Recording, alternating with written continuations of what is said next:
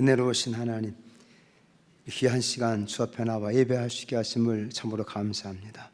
오늘도 주를 향한 열린 마음으로 우리 모든 중심을 주 앞에 찬양하며 고백하여 싸우니 이 모든 입술 열매 이루어지게 하시고 영광 받아주시고, 또한 특별히 주의 아름다운 일을 위하여 애쓰고 수고하고 봉사하는 모든 분들에게도 하늘의 평화가 임하여지게 하시며 한 해 동안도 주의 돌보심 속에 복된 승리해가 되게 해 주옵소서.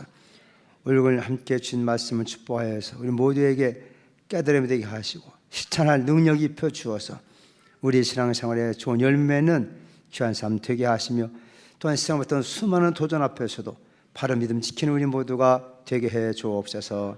예수님의 이름으로 감사하며 기도 올리옵나이다. 아멘.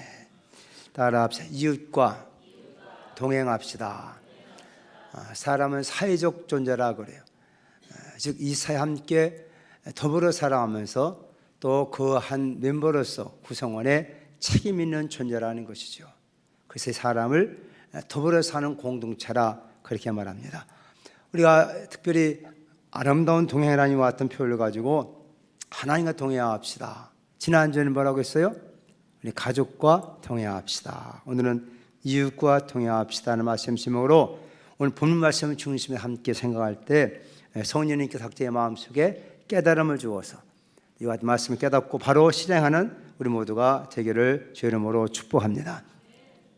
인도의 성자라고 하는 선다싱이라는 사람이 있는데 이 사람의 전제에 보면 그런 이야기가 있습니다. 선다싱이 추운 겨울날 자기의 친구와 함께 저 히말라야 산맥을 넘어가게 된 것입니다. 둘이니까 가다 보니 얼마나 추운지, 하다 보니까 한 사람이고만 쓰러져 있는데 거의 동사 직전에 있는 사람, 혼자 가다가 아마 추위에 아마 배고프고 그 쓰러졌는지 보니까 아직 숨은 붙어 있지만 너무나 차가운 상황이 됐습니다. 친구에게 여보시오, 우리 한번 동상 걸릴 상황이 있고 이게 동사 직전에 있는 사람인데 함께 때문에 같이 갑시다. 그랬더니 옆에 친구가 말하기를 무슨 말이냐, 지금 우리도 이 산 넘어가려면 너무나 죽겠는 가운데 어떻게 그 사람을 데리고 갈 수 있느냐. 서로 티격태격하다가 그럼 나 먼저 가겠다 하고 먼저 가버렸어요. 선달성은 이와 같은 상황 속에서 어떻게 그 사람을 들쳐업고 아마 참작합니다. 너무나 힘든 생활 몇 시간이고 가다 보니까 어떻게 보니까 몸에 땀도 나고 자기 몸에 땀이 나니까 자기 등에 있던 사람도 점점 체온이 따뜻해지면서 마침내 그 사람이 살아나게 된 거예요. 얼마나 감사한지. 조금 가다 보니까 한 사람이 그만 얼어 죽고 만 것입니다. 보니까 앞서게 했던 바로 그 친구가 얼어 죽었다는 그런 이야기입니다. 여러분, 함께 할 때 여러분 고난도 이겨나갈 수 있고 함께 할 때는 더 좋은 일을 얻으시다는 것이죠.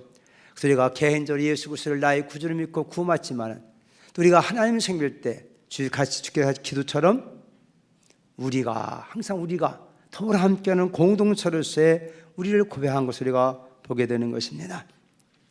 우리는 그런 말이 있어요. 가까운 이웃이 먼 친척보다 낫다. 즉 이웃이 오히려 친척이 멀리 있어서 잘 돌보지 못하는 것보다도 이웃 사촌 아마처럼 함께 있는 주변의 삶이 더 우리에게 더불어 함께 사는 중요한 분임을 우리가 이렇게 표현하게 되는 걸 보게 됩니다.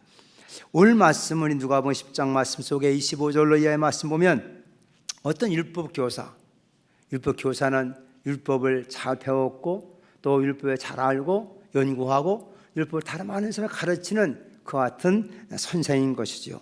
이 사람이 예수님을 시험하려고 와서 예수님께 질문하는 것입니다. 어떤 질문이냐? 25절 말씀 함께 한번 같이 읽어봅시다. 25절 말씀 시작. 어떤 율법 교사가 그러나 예수를 시험해 이르되 선생님, 내가 무엇을 하여야 영생을 얻으리이까? 율법 교사는 저 율법에 능통한 사람이고 또 부지런히 율법을 실행하는, 지켜서 그래서 구원받고 영생을 얻는다고 생각하는 그 같은 종교적 의식 갖고 있던 사람이었습니다. 당시 예수님이 행하시는 모든 일을 볼 때마다 마음에 안 들었어요. 예수도 유대인인데 또 이렇게 율법이만 것도 하지 않는가, 그런 불만을 가지고 있었고, 또 앞에서 본 것처럼 여러 차례 예수님이 율법사들과 함께 여러 토론하는 걸 지켜왔던 사람입니다. 이 사람 남들은 교사이고 율법에 뛰어난 사람, 전문가였기 때문에 예수를 시험하기 위해서 이렇게 질문한 것이죠. 내가 무엇을 해야 영생 얻으리이까? 이 율법의 질문은 대단히 중요한 질문인 것입니다. 사람에도 가장 근본적인 궁극적인 인간의 욕구와 인간의 종교를 가진 목적이 무엇이겠는가? 그것은 곧 구원 아닙니까? 영생은 아니겠습니까? 그런 이 사람은 적어도 오랜 전통, 모세 때부터 전해진 하나님의 거룩한 율법, 이걸 잘 지킴을 통해서 구원받고 영선한 길이라고 상의했던 사람인 것입니다. 그 예수는 와서 이상하게 천국복음을 증거한다. 또 예수 가르침이 많은 걸 보면서 근본적인 질문이 그였을 거예요. 도대체 당신은 무엇을 가르치는가? 과연 영생 얻는 길이 무엇이라고 생각하는가? 그렇게 질문하는 것이죠. 이런 사람의 중심을 꿰뚫어왔던 예수님께서는 그렇게 말씀합니다. 율법에 무엇이라고 기록되었으며 네가 어떻게 읽느냐? 여러분, 율법에서 과연 무엇을 우리에게 말씀하고 있는 것인가? 우리가 왜 종교를 가지고 있고 왜 우리가 하나님 믿는다고 하는 것인가? 또 우리 특별히 성경에 많은 내용이 과연 무엇을 위하는 것인가? 이와 같은 질문에 대해서 우리는 분명히 해답을 안고 우리가 살아야 되는 것입니다. 과연 율법이 무엇을 말하고 있는가? 네가 율법 교사로서, 율법 선생으로서, 율법 가르친 자로서 과연 율법은 뭐라고 기록되었느냐? 또 네가 어떻게 이것을 어떻게 깨닫느냐? 예수님의 질문입니다. 이런 질문 앞에 이 사람이 대답합니다. 우리 27절 말씀 한번 읽어봅시다. 27절 시작. 대답하려되 내 마음을 다하며 목숨을 다하며 힘을 다하며 뜻을 다하여 주 너의 하나님을 사랑하고 또한 내 이웃을 내 자신같이 사랑하라 하였나이다. 율법에 그 많은 조항이 있지만 이걸 함축해서 딱 두 가지로 한다면 하나님의 사랑, 이웃 사랑 아닙니까? 이 율법에 너무나 율법에 대해 정확하게 핵심을 찌르는 대답을 알고 있다는 것입니다. 예수님과 같은 걸 보시면서 말씀합니다. 내 대답이 옳도다. 이를 행하라. 그리면 살리라. 율법을 행함을 통해서 영생 얻고자 하는 이에게 예수님은 내가 율법을 잘 아는구나. 정말 네 말대로 맞는 말이다. 그렇다면 네가 행하면 될 것 아니냐. 그러니까 이 사람이 또 예수에게 질문합니다. 29절 말씀 보니까 그 사람이 자기를 옳게 보이려고 예수께 여쭤되 그러면 내 이웃이 누구니까? 따라 내 이웃이 누구입니까? 그렇게 예수께 질문합니다. 예수님과 같은 율법 교사의 말을 놓고 한 비유로 말씀하고 있습니다. 이것이 오늘 말씀 보면 30절 이하의 말씀인데 어떤 사람이 예루살렘에서 떠나서 저 여리고로 내려갔다. 예루살렘은 성전도 있고 왕궁이 있고 또 높은 지역에 있는 도시 아닙니까? 저 여리고로 내려간다. 그 길이 협자하고 매우 긴 골짜기 길인 것입니다.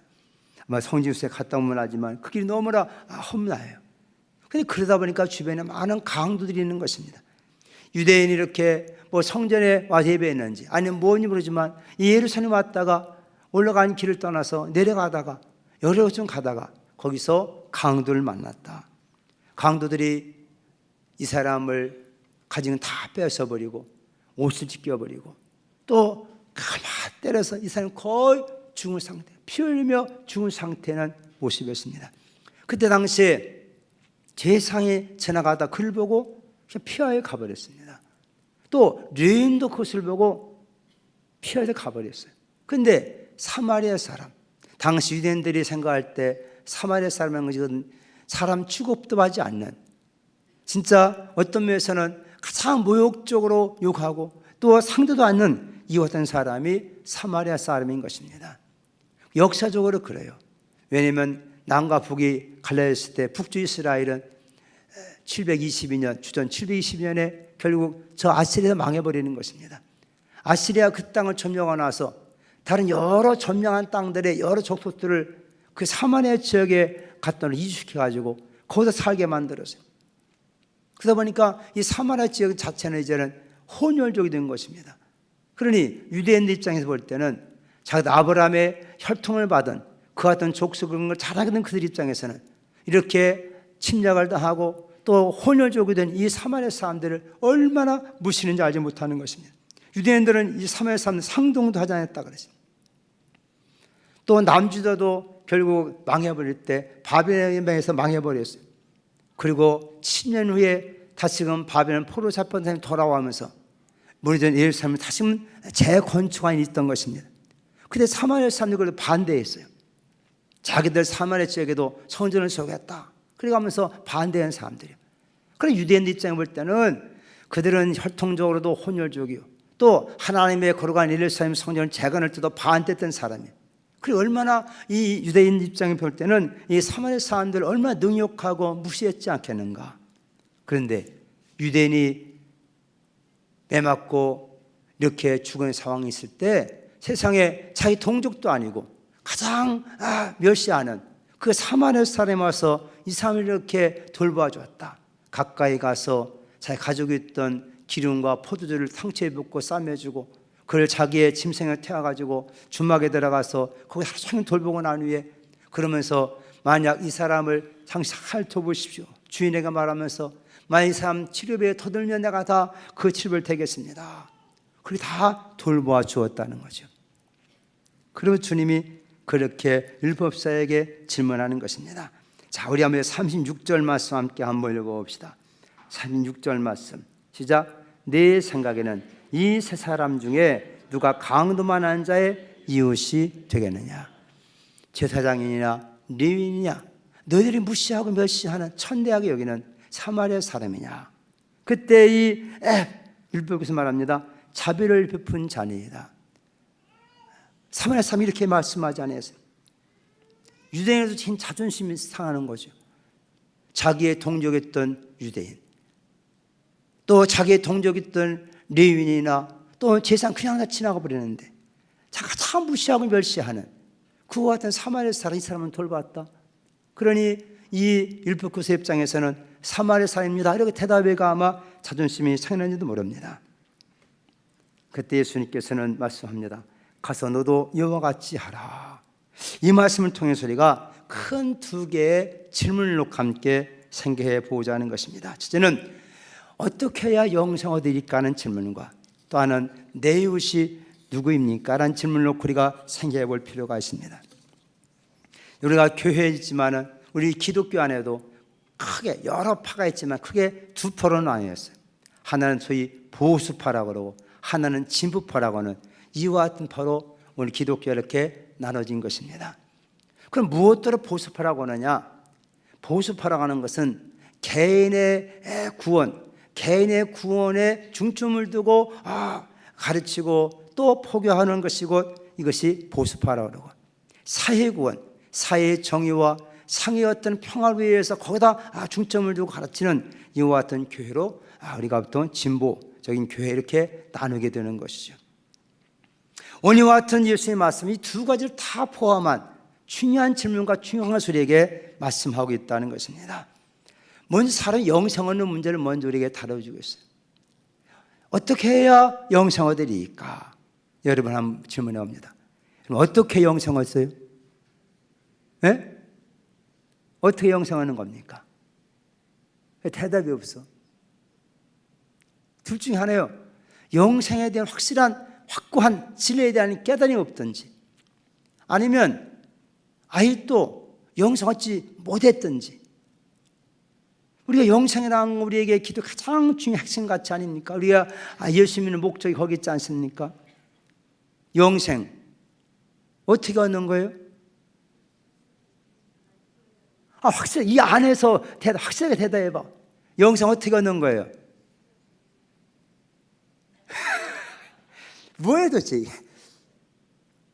이러다 보니까 교회 수십 년 다 다녀도 확신을 갖고 있지 못하는 거예요. 분명하게 자기 한대로 확신하게 얘기를 해야 되는데 혹시 얘기는 틀리를 못할까? 이런 생각이 있다 보니까 못 오는 거예요. 이 율법이 얼마나 담대합니까? 어떻게 영생 얻습니까? 누가 이러면 지나간 사람이 교회 다닌다면서 예수 믿는다면서 구원받다면서 어떻게 영생 얻지? 어떻게 구원받지? 물으면 뭐라고 해요? 예? 근데 한 집사님 제일 용감하네. 그래요. 우리는 그 놀라운 진리를 단번에 알고 있어요. 예수를 믿음으로 구원받습니다. 믿음으로 영생 얻습니다. 너무나 우리에게는 복된 진리 아닐 수 없어요. 그런데 여기 율법교사는 어떻게 행해야 영생 얻을 수 있을까? 율법을 열심히 행하고자 하는 이 사람 입장에서는 율법을 내가 잘 지켜 영생한다고 생각하고 있기 때문입니다.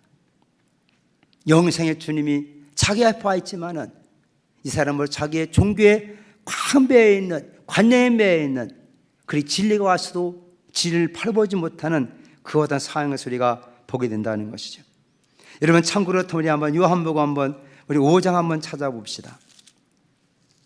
율법교사를 율법에 능통했고 이 모든 성경 율법을 잘 알고 있던 사람인데 예수님 이와 같은 자리에서 뭐라고 말씀하고 계신가? 아마 요한복음 5장 39절 함께 읽어보십시다.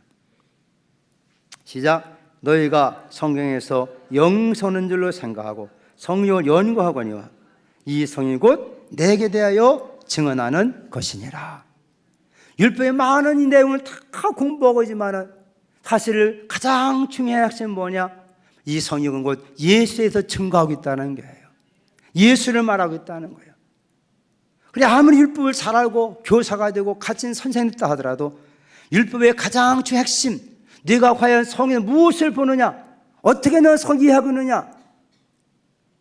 성경을 네가 많이 봤단다면, 성경을 이해한다면 그 핵심이 무엇이 알아야 될 거 아니냐. 예수님의 말씀, 이 모든 성경은 나에 대하여 증언하는 것이다. 그렇다면 그분이 왔을 때 그분이 참된 생명이며 영생전 분을 알았다는 데 얼마나 좋겠냐는 거예요. 오늘 많은 사람들이 이와 같은 말씀을 깨닫지 못하고 살아가는 걸 얼마나 안타깝냐 할 수 없습니다. 그래서 요한복음 3장 16절에 그렇게 성경을 말씀하고 있어요. 하나님이 스승처럼 사랑하사 독생자를 주었으니 누구든지 저를 믿는 자마다 멸망치 않고 영생을 얻게 하려 하심이라. 아멘입니까? 왜 이와 같은 영생은 하나님이 거저 주시는 은혜의 선물이라고 표현하느냐?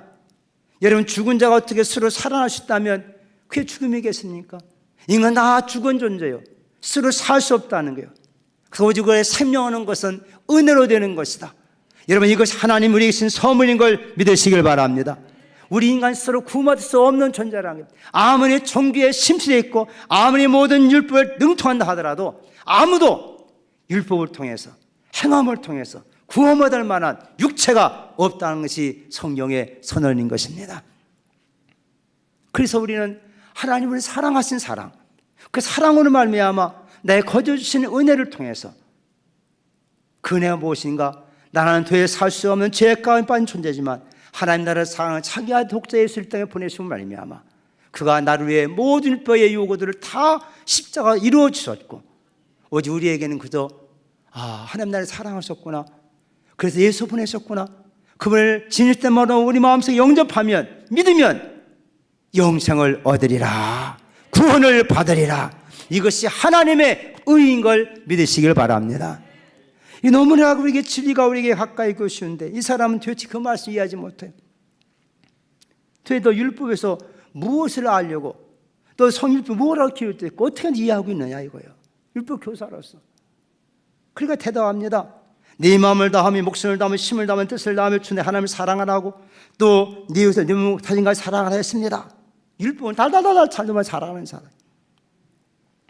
그러니까 정작 믿음으로 말미암는 구원, 이 놀라운 하늘의 진리, 이걸 깨닫지 못했던 율법교사.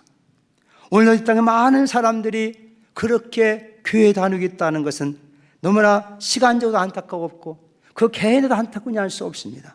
평생 교회 다니면서도 잘 구원 받았는지 좀 뭔가 부족해. 그러면 구원 상담할 때 죽겠어요. 당신 지금 이렇게 이상을 떤다 하더라도 천국 갈 수 있습니까? 물어보면 다 글쎄요. 안 가봤으니까 모르겠다는 거예요. 확신이 없다는 거예요. 예? 그럼 당신이 어떻게 하면 천국 갈 것 같습니까? 그러면 내가 좀 뭔가 열심히 좀 해가지고 좀 무엇이 부족한 것 좀 채우면 그러면 내가 천국 갈 수 있을 것이다. 그래야 참가하고 있다는 거예요. 대부분의 많은 사람들이, 이 종교생활하는 사람들이 다 그렇게 되어 있다는 거예요.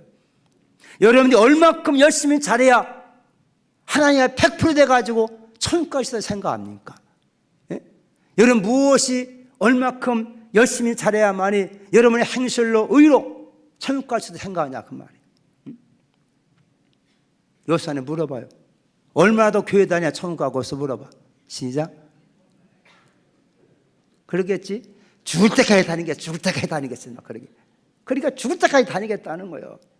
그런 의지를 가지고 난 천국 가. 그 같은 말 죽을 때까지 가다 보면 하나님 불쌍히 여겼어. 저게 뭐 그냥 갈 거 아니냐 그런 사람이 있어요.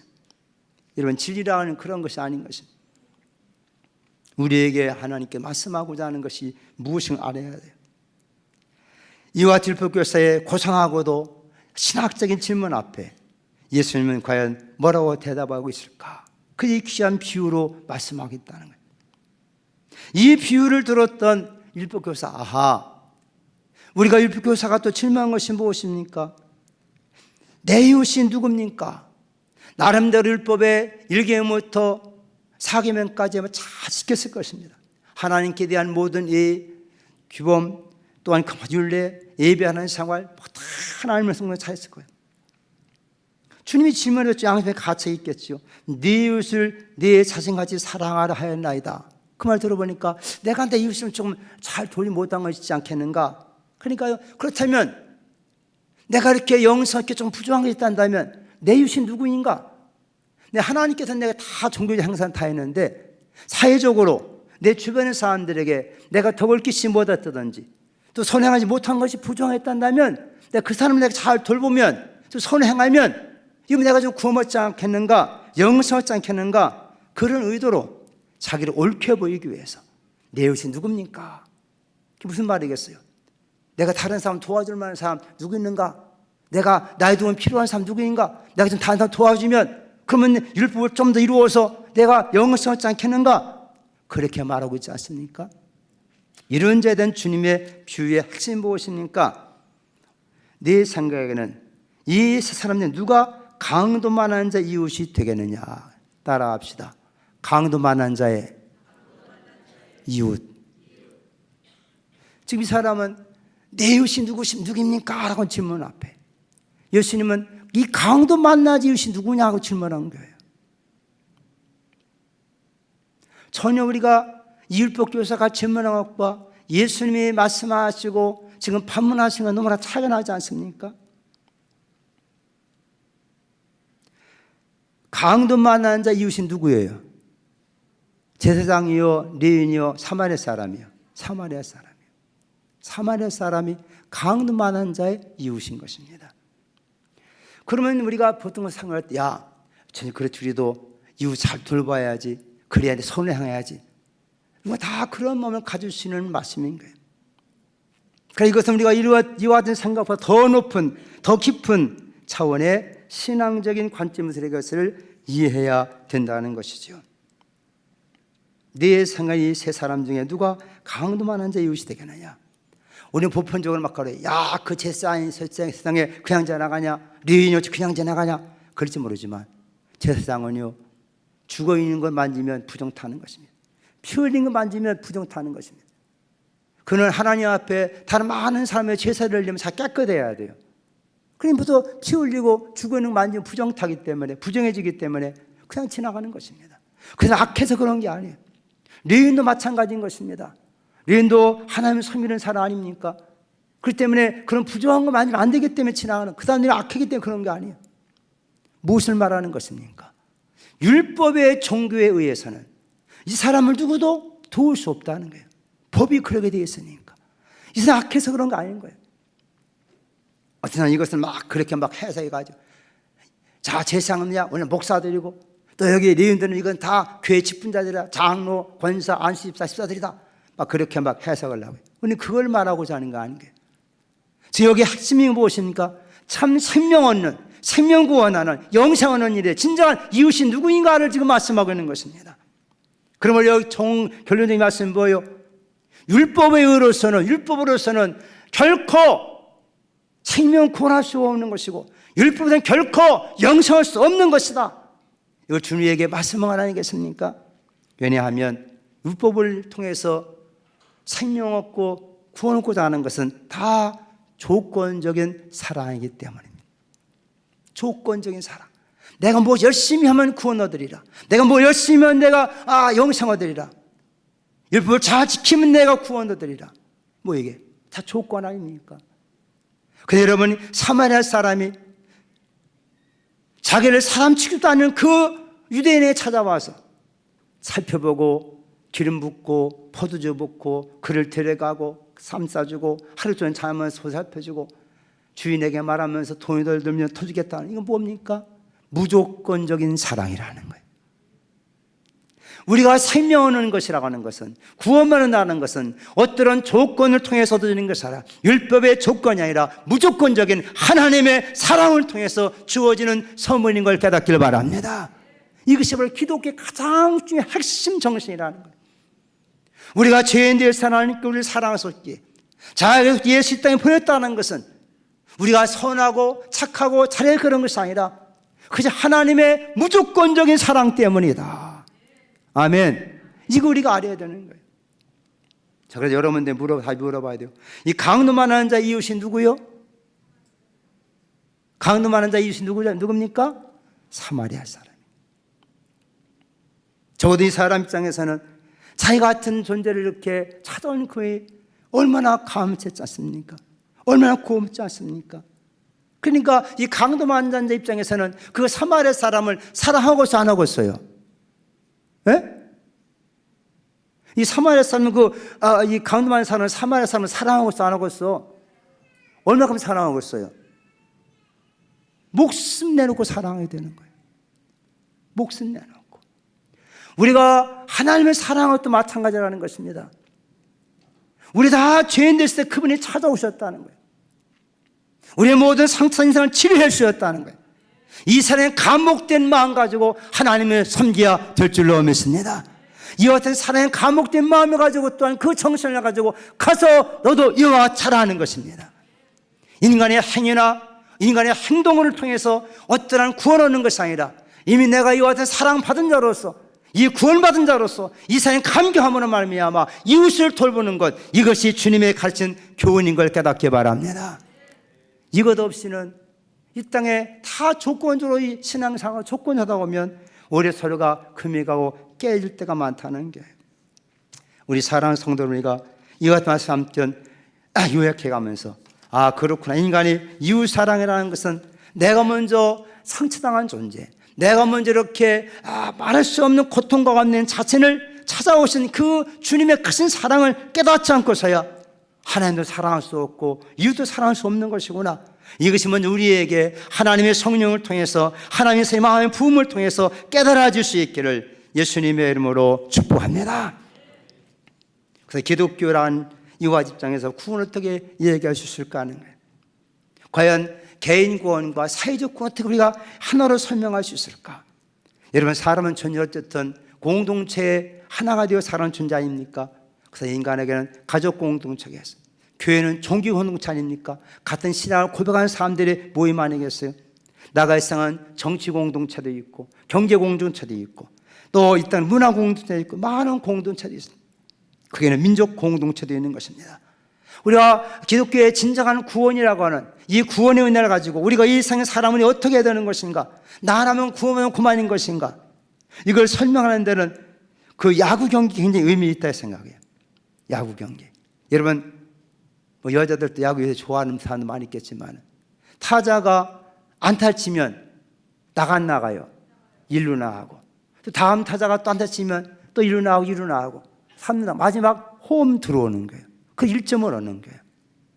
그때 예수님께서도 오직 성령에 임하시면 권능을 받고 예루살렘과 유다와 사마리아와 땅 끝까지 이르러 내 증인이 되리라 하시니라. 우리는 먼저 개인 구원, 내가 먼저 영생 얻은 자로서 이 사회 속에서 우리 더불어 살아야 이웃과 함께하는 한 사람 한 사람이 살게 될 때 마침내 이 세상은 점점 하나님의 나라가, 하나님의 공의가 이루어지는 거룩한 나라가 될 줄로 믿습니다. 이런 순서가 잘해야 돼요. 그런데 우리는 교단은 중생, 성결, 신유, 재림멸 이 같은 네 가지 중요한 복음의 요절을 통해서 내가 거듭나 생명을 얻는다면 두 번째 중요한 것은 뭐냐? 내가 거룩해져야 되는 것이다. 그 때문에 우리가 이 땅에 사는 동안 하나님 은혜로 말미암아 영육간에 강건해지는 것이고 마침내 예수 다시 오심을 통하여 우리의 구원이 완성되는 것이다. 이게 재림사임.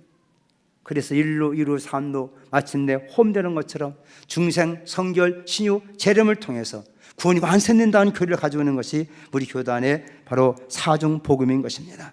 어쨌든 우리가 하나님 앞에서 가장 중요한 것은 이 비유를 통해 말씀을, 주님의 말씀은 과연 내 이웃과 어떻게 될 것인가 라고 하는 말씀 속에서 우리는 실천적인 사랑 우리에게 주께서 교훈하심을 우리가 마음에 새겨야 된다는 것입니다.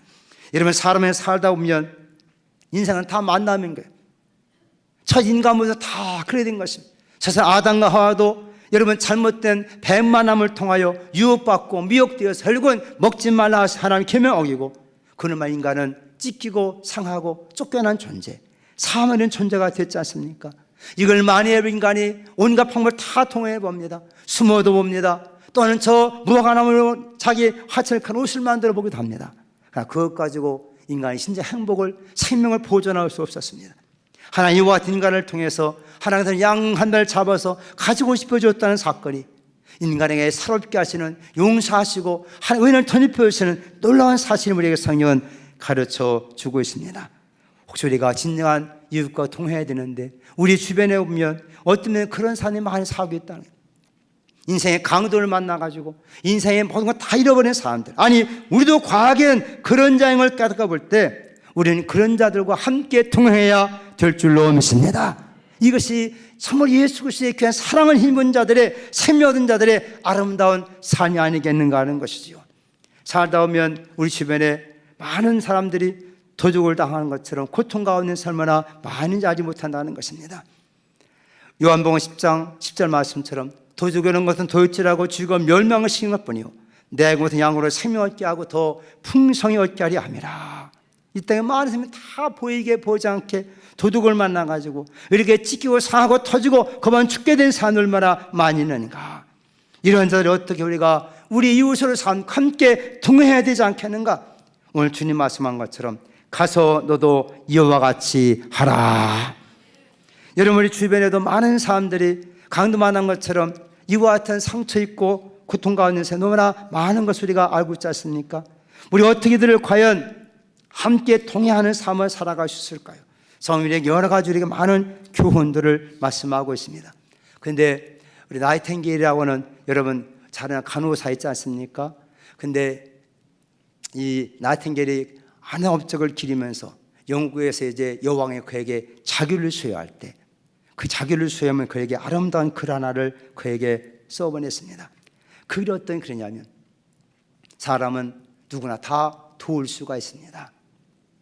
재물로 도울 수 있고 몸으로 도울 수 있습니다. 만약 재물도 없고 몸으로 도울 수 없는 사람은 기도로 도울 수 있습니다. 그런 글귀를 써보냈다는 거예요. 우리 주변에 인생의 삶의 과연 속에 많은 어려움 당한 사람 많이 있어요. 우리가 재물로 도울 수 있다면 우리 힘을 다해 그들을 도와야 될 줄로 믿습니다. 우리 가운데 말할 수 없는 고통 가운데 삶 많이 있습니다. 육신의 질고를 말미암아 허덕이면서 하나님 구원을 가는 사람도 있습니다. 또 어떤 사람은 의롭게 살다가 핍박을 받는 사람도 있습니다. 어떤 사람은 감옥을 가는 사람도 있습니다. 우리가 마태복음 예수님께서 25장 말씀한 것처럼 정말 진정한 의인이 누구 있는가?